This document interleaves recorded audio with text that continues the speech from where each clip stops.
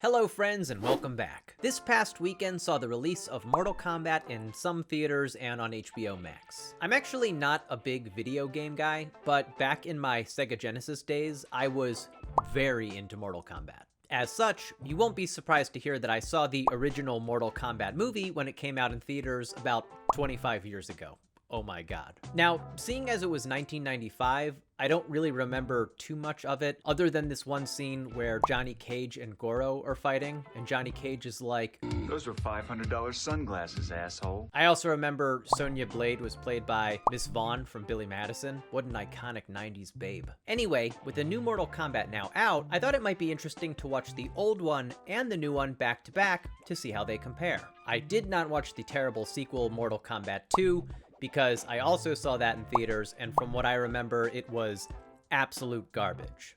Like, I know they're all garbage, but that one was even garbage by Mortal Kombat standards. When I first decided I was going to do this, I wasn't exactly looking forward to it, but it turns out that these two movies back to back are a surprisingly pleasant double feature. It's kind of like drinking Capri Sun as an adult. It's not really something that I would ever seek out, but when I'm actually doing it, it's like, okay, this goes down pretty smooth. Before we dive in, be sure to get over here and finish that like and subscribe button.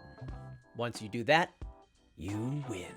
Now, rather than do a full breakdown of each movie, what I'm gonna do is talk about 5 different categories and kind of talk about how each movie did within those categories. Mythology, characters and actors, set design and costumes, fight scenes, and tone. So the basic mythology in both movies, as far as I could tell, was basically the same. There is the Earth realm, which is basically Earth, and then the Outworld. In the new movie, there's also talk of something called the Nether realm, which as far as I can tell is basically just hell. The Earth realm is where you would find your more human characters, so like Sonya Blade, Johnny Cage, Liu Kang, Kano. Then there's Raiden, who's the guy with the hat with the electricity, and he is, I think, some kind of a god, and he's in charge of protecting the Earth realm from the aggressors in the Outworld. The people in the Outworld, by and large, are total jerks. There's Shang Tsung, who's kind of like the main guy. He's the one who's like, "Your soul is mine," and he like sucks the people's souls out. That's also where you find like Sub-Zero, Goro, the lady with like the weird teeth and like the sides of her mouth are kind of open, and that's gross. Every so often there is a tournament called Mortal Kombat, which is between all the different realms. Apparently, the Earth realm has lost so many of these tournaments that if they're about to lose one more, then that means that the Outworld will basically be able to like go into and take over the Earth realm. At least I think that was the story in both. I could be wrong. Now, the first movie begins with the 3 main Earthrealm people, which were Liu Kang, Johnny Cage, and Sonya Blade, on a boat on their way to go partake in the Mortal Kombat tournament, each one of them for a different reason. While they're on the boat, Raiden and Shang Tsung just kind of like fill them in on the details and sort of explain what Mortal Kombat is all about. While the first movie goes straight to the tournament, the new movie is apparently part of a planned trilogy. So this first movie is actually just kind of entirely about world setup. The second movie is where you're going to have the more standard tournament, and then the third one is what the writer refers to as post-tournament, which leads me to believe that things in the second one probably aren't going to go so hot. MK21 opens up with a scene between these 2 guys from rival ninja clans, and the one guy who seems very Sub-Zero-ish because he does a lot of frozen ice stuff, murders this guy and murders his wife and son, but he doesn't realize that guy also has a daughter. And it seems like that daughter, gets saved by Raiden, and then she continues the bloodline, and then as she continues the bloodline, it eventually leads to this random guy we meet named Cole Young. Now, Cole Young is a character who, at least up until now, has never actually existed in any of the Mortal Kombat games, and he's sort of like the audience surrogate, so like we're kind of learning about all the crazy stuff of this world through his eyes. This leads us nicely into a conversation about characters/actors. Even though the first movie came out pretty much right after Mortal Kombat 1 and 2, and there was like a much smaller group of characters, both movies kind of pull from the same like main cast. Obviously the newer one has some newer people in it too. Both movies have Sonya Blade, Kano, Shang Tsung, Goro, Liu Kang, Raiden, Sub-Zero, Scorpion, and Reptile. The characters who did not make it into the newer film include Katana, who is like the lady with like the fans that have the blades on them, and most notably,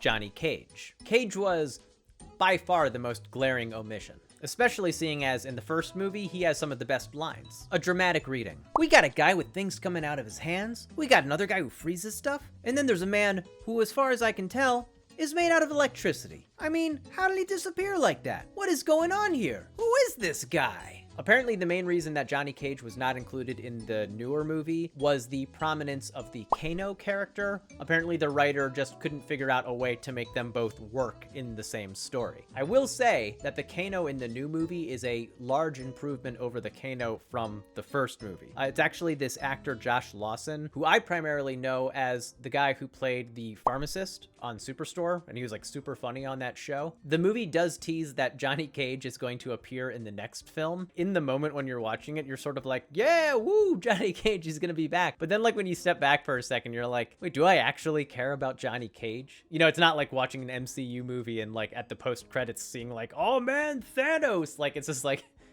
it's Johnny Cage. Other characters in the new movie, you got that lady with like the sharp teeth with like the weird thing. There's some vampire lady I've never heard of before. These two guys who I'm not familiar with, but they seemed fine. Probably the best character who was in the new one who was not in the original one was Liu Kang's cousin with like the razor hat. And that razor hat is actually used for one of the best fatalities in the movie. I'll talk about that in a minute. Next, set designs, effects, and costumes. I mean, you shouldn't be too surprised to hear that there have been some technological advancements over the past 25 years. You know, the new one, I don't know that there was anything too special effects wise, you know. I mean, it was fine as far as I could tell. The original movie though, there's something about the sets which is very like Disney Pirates of the Caribbean The Ride. It also kind of reminds me a little bit of like Legends of the Hidden Temple. Also, it's really funny because they spend all this time in the outworld, so occasionally they're in these temples and stuff, but then they also just have lots of fights which appear to be like on a very nice looking beach. Speaking of fights, I will say that the fights in the first movie kind of leave something to be desired. The movie was PG-13, and so having Mortal Kombat with these largely bloodless battles, it just wasn't the most exciting thing to see. The newer one is hard R, and you really kind of get the extremely violent fights and deaths that you expect from a Mortal Kombat movie. Kano rips somebody's heart out, Jax smashes somebody's head into a bloody pulp, Liu Kang creates this big fire dragon thing that blows out fire itself. And then probably the best scene in the entire movie, the guy with the razor hat, I apologize, I forget his name, basically throws the hat down so that it kind of creates this buzzsaw and then takes the vampire lady and basically like surfs her over the blade so that it like cuts her face in half like through the front. That was pretty wild. Last, the tone of the movies. Now, for the most part, these movies actually make a pretty good companion piece to one another. They seem to understand the inherent silliness of the game they're based on and realize that their primary goal is just making a fun movie for the audience. The first one is a bit more campy, but I also respect the new one for not like trying to be so dark as to become stupid. The newer one also packed a little bit more of an emotional punch, I guess. Even though the lead guy was a little flat, I still cared about his journey. I cared about his family. And at the very end of the movie, which, spoiler alert, by the way, when it turns out that his ancestor rises from hell to come and save him, when the ancestor actually throws the blade on the rope and says, "Get over here!" I genuinely said out loud, "F yeah." So, which one is better? Well, the new one has superior effects, superior violence, superior emotional stakes, a superior Kano, but the first one has the nostalgia factor. It is extremely 90s. It has a far superior Sonya Blade. It has Johnny Cage, which, again, Mortal Kombat without Johnny Cage, I don't really know that that's acceptable. But the main reason I think the original might have the edge over the new one is Mortal Kombat!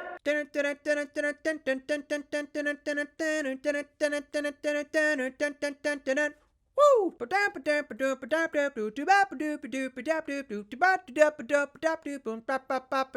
They open the movie with that song, and then they play that song about 50 times during the course of the movie, and it rules every time. For the inclusion of that song alone, Mortal Kombat 95 wins. Anyway, guys, thank you so much for watching. If you enjoyed the video, please make sure to hit like and subscribe. Have you seen the new one yet? What do you think of it? How did you feel it compared to the original? Leave a comment, let me know. Thanks so much, guys. Flawless victory.